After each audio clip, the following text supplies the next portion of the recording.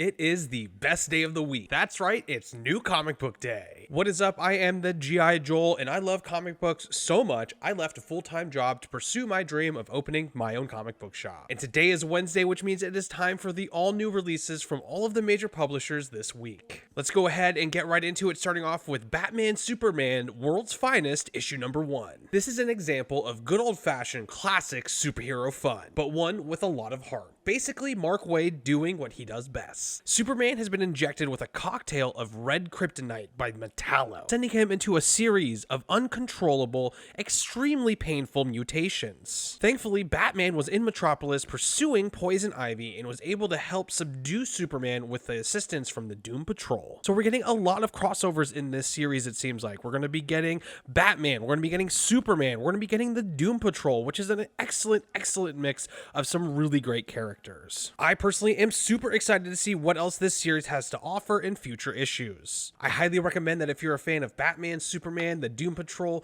or just really great superhero stories, that you check out this series. Next up, Carnage, number 1. Carnage is back. Well, kind of. Cletus and Carnage have been separated after the events of King in Black, and this has changed the Carnage symbiote. He is no longer held back by the lives, desires, and pain of a human host, and he is searching for more. But what is more to a symbiote like Carnage? All of this set against a murder mystery manhunt. This story feels like a mix of Saw, Silence of the Lambs, and classic body horror. Ram V is a master horror writer, and he is bringing all of that expertise to this all-new Carnage title. There was also a great backup story, kind of a small adventure in the life of Carnage when he was still attached to Symbiote that I also really enjoyed. If you're a fan of Carnage, all things Symbiote, or just great horror stories, I definitely recommend you check this issue out.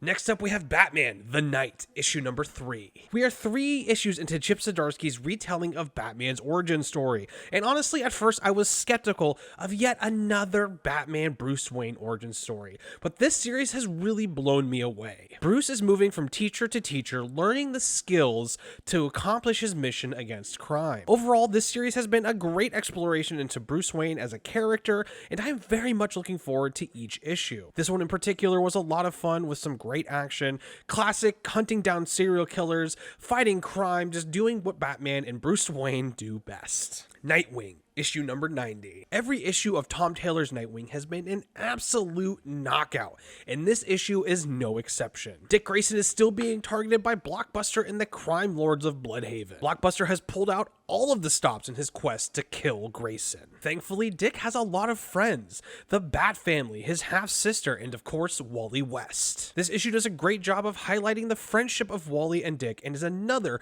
stellar installment in this ongoing series. If you haven't been reading Nightwing, I really recommend you check it out, and this issue is actually a good jumping on point. Eternals, the Heretic, issue number 1. This is a tie-in to the ongoing main run of Eternals, and also seems to be a big part of the setup to the upcoming Judgment Day event. Thanos meets the original, in many ways, Uranos, his great uncle. We get a great backstory of Uranos and why he is locked away in the exclusion and has been for over 600,000 years. This also, like I said, seems to be a really important setup for the upcoming Judgment Day event this summer, as it seems to be setting up motivations for the Eternals to attack the mutants. Overall, this was a great tie-in and a great little one-shot. If you're reading the main Eternals run, I definitely recommend checking it out. If you're planning on reading the Judgment Day event, it's also worth reading for that as well. And as always, you can shop all of this week's hottest new titles at gtxcomics.com, link down in the description below. Well, those are just some of the amazing titles that came out this week from Marvel and DC. There are, of course, indie titles